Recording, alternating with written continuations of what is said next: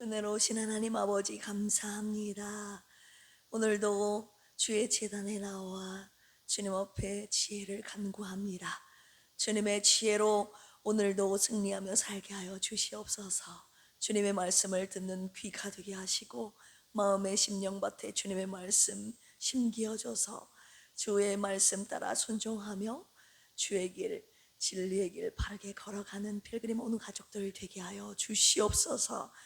오늘도 주님의 말씀을 옳게 분별하게 하여 주시고 하나님 말씀 따라 담대하게 주의 길 걷게 하여 주옵소서. 예수님의 이름으로 기도합니다. 아멘. 앞뒤 옆에 계신 분들과 자카르 인사 나누겠습니다. 하루의 은혜를 누립시다. 아멘. 아굴의 기도를 통해서 진정한 만족과 신뢰의 신앙을 소유하시며 사시기를 주님의 이름으로 축원합니다. 오늘은 마지막 장이네요. 잠언 31장입니다. 르무엘 왕이 베푼 잠언으로서 통치자가 지켜야 할 주의사항 그리고 현숙한 여인의 바람직한 면모를 소개하고 있습니다. 우리 한 절씩 교독하도록 하겠습니다. 르무엘 왕이 말씀한 바 곧 그의 어머니가 그를 훈계한 잠언이라. 내 아들아 내가 무엇을 말하랴. 내 태에서 난 아들아 내가 무엇을 말하랴. 소원대로 얻은 아들아 내가 무엇을 말하랴.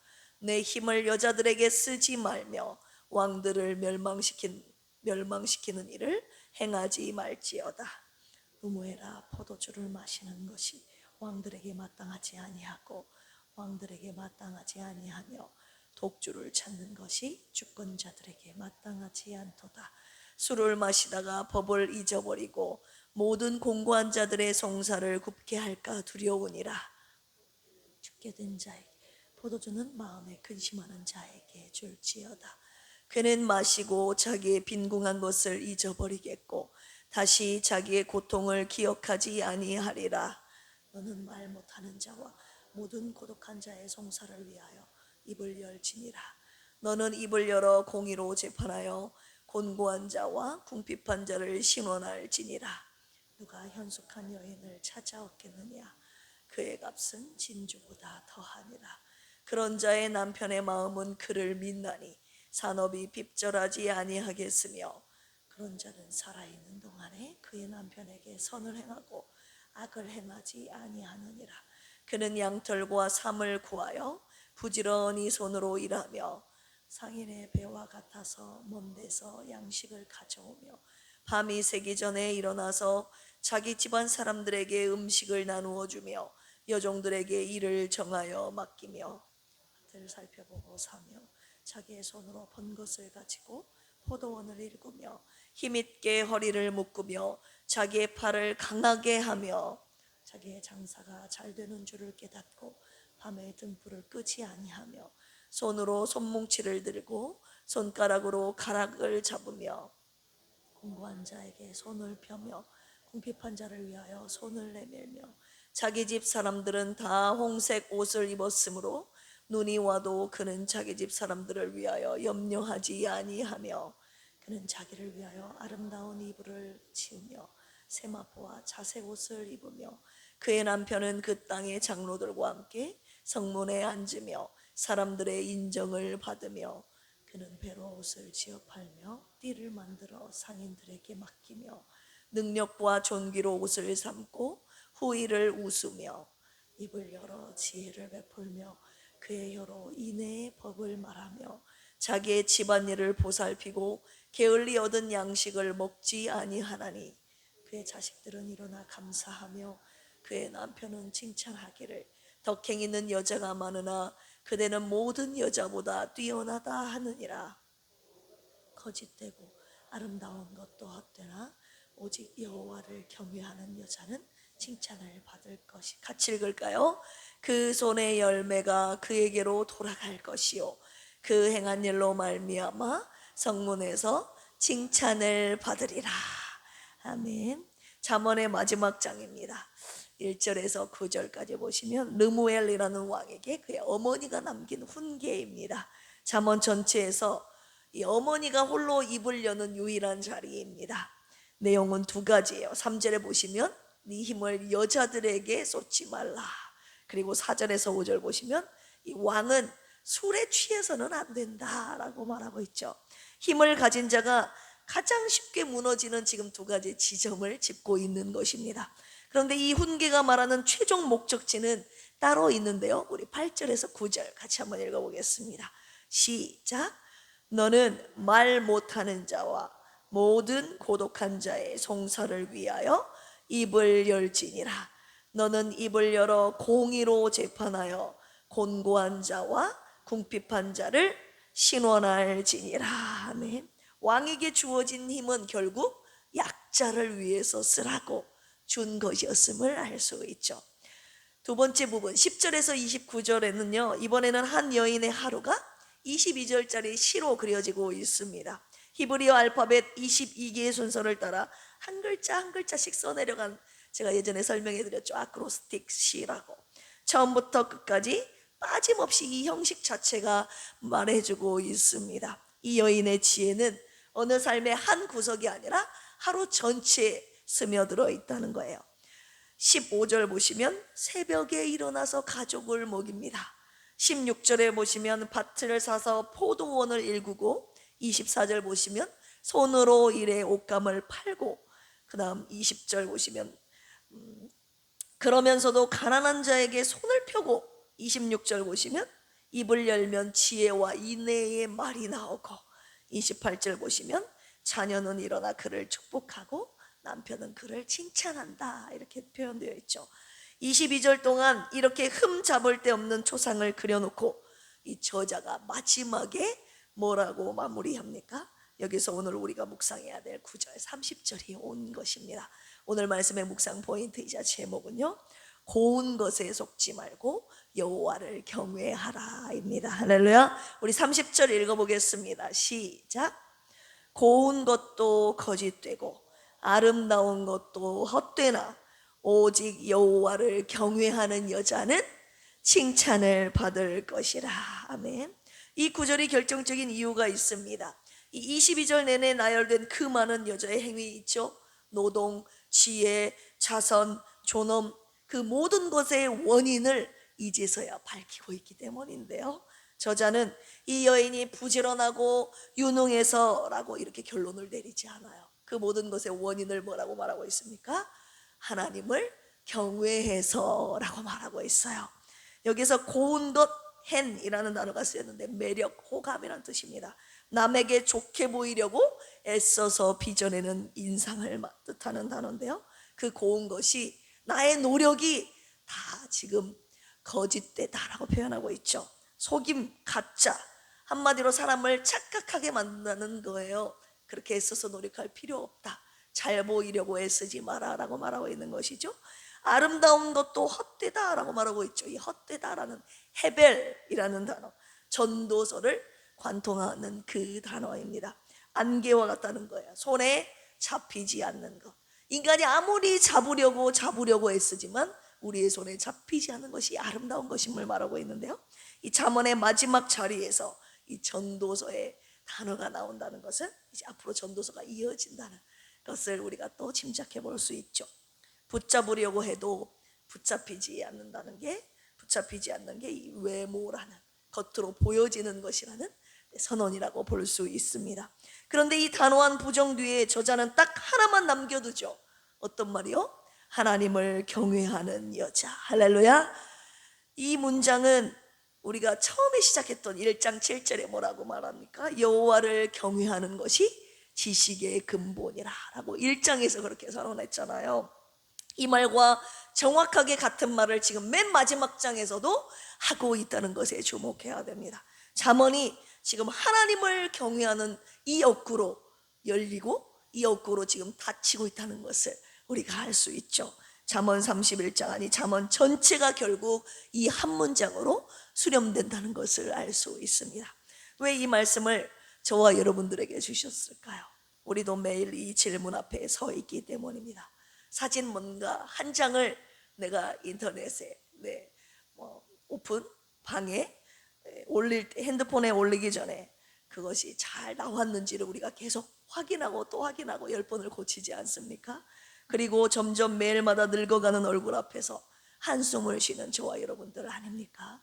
우리는 고운 것과 아름다운 것을 붙잡으려고 우리의 평생을 쓸지도 모릅니다. 그런데 오늘 본문이 말하는 거죠.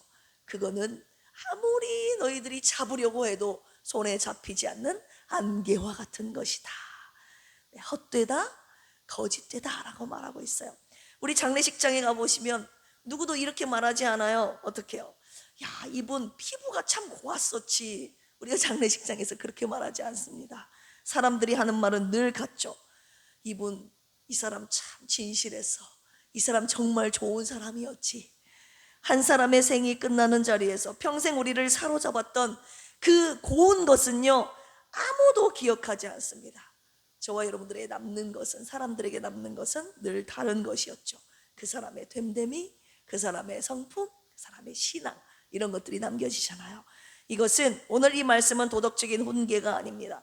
외모를 가꾸지 말라는 말이 아닙니다. 하나님을 경외한다는 것은 내 존재의 무게감이 사람들의 시선에서 하나님의 시선으로 옮기는 것입니다. 저와 여러분들은 그렇다면 지금 누구의 눈앞에서 살고 있는가 돌아봐야 될 때 아닙니까? 거울 앞인가요? 아니면 하나님 앞인가요? 오늘 주님이 이렇게 말씀하십니다. 사무엘상 16장 7절, 여호와께서 사무엘에게 이르시되 그의 용모와 키를 보지 말라. 내가 이미 그를 버렸노라. 내가 보는 것은 사람과 같지 아니하니 사람은 뭐를 보거니와 외모를 보거니와 나 여호와는 중심을 보노니라. 할렐루야. 사람은 외모를 봅니다. 그런 무엇을 봐요? 고운 것, 아름다운 것을 본다고요. 그런데 하나님은 그것을 보지 않아요. 외모를 보지 않으시고 저와 여러분들의 중심을 보십니다. 그렇다면 내 눈이 오늘 무엇을 바라보고 있는지를 체크해야 되지 않겠습니까? 하나님이 보시는 그것을 가지는 지혜를 가져야 할 줄로 믿습니다. 할렐루야. 사랑하는 필그림 원속들이요, 여러분들의 얼굴에요 주름이 들어가는 것을 두려워하지 마십시오. 이력서 한 줄이 부족해도 불안해하지 말라고 오늘 이 새벽에 말씀하십니다. 하나님은 지금 이 순간에도 저와 여러분들의 겉모습이 아니라 중심을 보고 계십니다. 할렐루야. 그렇다면 하나님 앞에 내 중심에는 뭐가 있는지 이 시간 마지막으로 돌아봐야 하지 않겠습니까? 우리의 중심을 들여다보면 부끄럽게도 사람의 눈치를 보고 고운 것을 붙잡으려 발버둥치는 저와 여러분들의 모습이 있지 않습니까? 그래서 오늘도 우리는 내 그 모든 연약함을 짊어지시고 십자가에 매달리신 그 주님의 은혜가 오늘도 절대적으로 필요한 것입니다. 할렐루야. 예수님이 십자가에서 우리의 그 모든 헛된 집착까지, 그리고 안개 같은 우리의 중심까지, 외모를 붙잡으려고 하는 그 중심까지, 중심을 위해서 다, 중심까지 그 연약함을 다 짊어지시고 십자가에서 죽으시지 않았습니까? 그러므로 저와 여러분들은 오늘도 예수 십자가의 은혜를 붙잡고 하나님을 경외하는 그 자리에 서 있어야 합니다.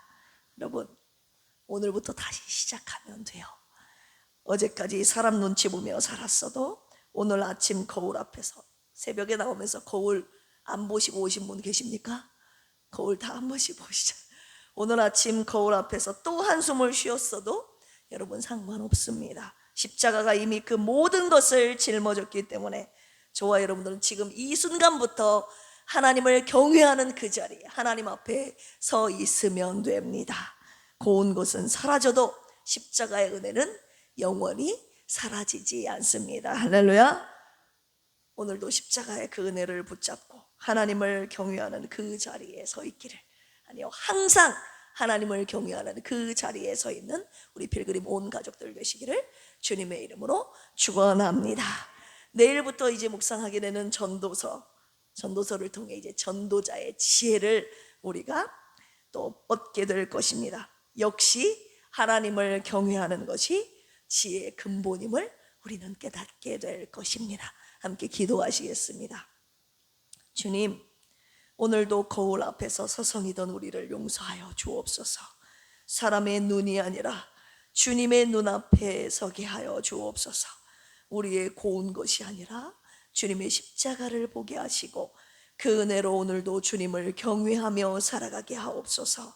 사랑과 치유의 하나님 아버지, 주님의 치유를 간구하는 성도들 있습니다. 긍휼이 풍성하신 주여, 이들을 불쌍히 여겨 주옵소서. 아플 때 더 주님을 찾게 하시고 주님의 약속의 말씀을 붙잡고 강하고 담대하게 주님을 기다리게 하여 주시옵소서. 오늘 박유리 집사님 항암 6차 주사를 맞게 됩니다. 주님이 먼저 가셔서 싸우시고 우리 박유리 집사님을 안고 가 주시옵소서. 갈등과 상처로 무너진 가정마다 예수님의 보혈로 덮으셔서 부부와 부모, 자녀 간에 막힌 담이 허물어지게 하여 주옵소서. 서로를 긍휼히 여기고 이해하며 감사를 회복하게 하여 주옵소서. 사탄의 모든 공격으로부터 우리의 가정들을 지켜 주시옵소서. 감사하며 예수님의 이름으로 기도합니다. 아멘. 주여 삼창하시고 기도합니다. 주여, 주여, 주여. 하나님 아버지 감사합니다. 오늘 잠언 31장 마지막 절을 여전히 하나님을 경외하는 그 자리에 서 있으라는 주님의 말씀을 아멘으로 순종하며 따라갑니다. 하나님, 우리 인생들은 눈으로 보여지는 것들에 집착합니다. 좋은 것을, 하나님 아름다운 것을 따라갑니다. 그러나 우리의 손에 절대 붙잡혀 주지 않는 안개와 같은 헛되고 거짓된 것임을 오늘 주님이 말씀하셨습니다. 진짜 하나님 앞에 남는 것은 하나님을 경외하는 것임을 오늘 말씀하여 주셨사오니 오늘도 헛된 것을 따라가지 않게 하여 주시옵소서. 하나님을 경외하는 그 자리에 오늘도 내 연약함을 짊어지시고 십자가에 못 박히신 그 은혜의 자리, 그 십자가를 붙들고 오늘도 하나님의 말씀 따라 순종하며 걸어가는 그 경외하는 자리에 서 있는 필그림 가족들 되게 하여 주시옵소서. 하루를 충실하게 부지런하게 살아가는 하나님, 오늘 믿음의 사람들 있습니다. 왜 부지런하게 살아갑니까? 하나님을 경외하기 때문입니다. 오늘 잠언 31장 하나님께 칭찬받는 그 여인들, 우리 필그림의 신앙인들의 모습이 되게 하여 주시옵소서. 오늘도 주님을 경외하기에 우리에게 맡겨주신 우리가 서 있어야 하는 이 자리에서 하나님을 경외하는 마음으로 최선을 다하여 정직하게 성실하게